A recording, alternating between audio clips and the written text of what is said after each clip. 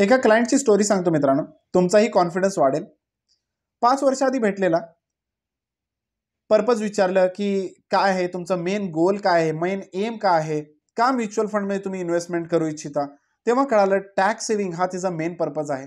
घाबरत घाबरत 2000ची SIP सुरू केला, कारण तो फिक्स डिपॉझिट शिवाय कशावरही विश्वास ठेवत नव्हता. मी त्याला सांगितलं की ELSS हे फंड्स तुमच्यासाठी बेस्ट राहतील. काही वेळ गेल्यानंतर त्याला परत बोलवलं. मला माहित होतं तिचा अर्निंग चांगला आहे, त्यामुळे तो SIP वाढवू शकतो. 2 वर्ष जाऊ दिली. 2 वर्षानंतर त्याला मी बोलवलं, 1 to 1 कन्सल्ट केलं. कसं एखादं म्युच्युअल फंड तुमचं फायनान्शियल गोल अचीव करण्यासाठी मदत करू शकतं त्याला समजून सांगितलं.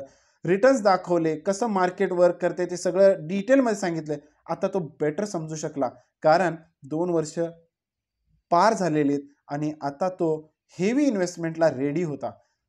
जे फिक्स डिपॉझिट त्यानं आधी केलेलं त्याला म्युच्युअल फंड्समध्ये ट्रान्सफर केले, त्याला प्रॉपर गायडन्स दिला आणि आता त्याचा कॉर्पोरस अतिशय चांगला झाला आहे.